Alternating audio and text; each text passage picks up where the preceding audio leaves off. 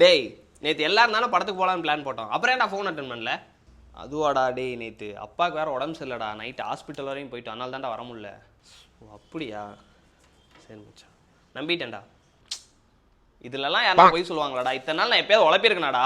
டேய் இப்பயுமே நான் உன உழப்புறேன்லாம் சொல்ல மச்சான், நம்பிட்டேன் அவ்வளோதான். உன் சுச்சுவேஷன் எனக்கு புரிஞ்சு, அதனால தான்டா சொல்கிறேன், நம்பிட்டேன். டேய் நீ நம்பணுன்றதுக்காக என்ன ஹாஸ்பிட்டலில் போய் சர்டிஃபிகேட்டா வாங்கிட்டு வர சொல்கிறேன், உன்ட்ட காட்டுறதுக்காக தேவையில்லாம பேசிட்டு இருக்காரா நீ? டேய் டேய் டேய் ஏன்டா பிபி வந்த பண்ணி மாதிரி பதற மச்சான்? நீ பேசுறது எனக்கு புரிஞ்சு, உன் சுச்சுவேஷனை அண்டர்ஸ்டாண்ட் பண்ணிக்கிட்டேன், அதனால தான்டா நீ பேசுறத நான் நம்பிட்டேன்னு சொல்கிறேன். அவ்வளோதான் மச்சான், சிம்பிள், நம்பிட்டேன். டேய் நீ நம்படா, நம்மளே என்ன போலாம். டேய் உனக்காவது நான் என்ன சொல்ல வரேன்றது புரியுதாடா? டேய் அவன்கிட்ட சும்மா கேட்டேன், ஏன்டா நேற்று பிளானை போட்டு வரலன்னு சொல்லி. அவன் சொல்லிட்டான், நான் அதை எனக்கு புரிஞ்சு, அதனால நம்பிட்டேன்னு சொல்லிட்டான், அவ்வளோதான் மச்சான். இதுக்கு போய் நம்ம அவனை ஓட்டுற மாதிரி பண்ணுறான்டா. டேய் நீ ஏன்டா அப்படி பார்க்குற? நீ பார்க்குறத பார்த்தா நான் ஏதோ அவனை வேணும்னே கலாய்க்கிற மாதிரி இருக்குடா. நான் கலாய்க்கலாம் இல்லை மச்சான், நம்பிட்டேன். டேய் நம்மளா நம்மள என்ன போடா.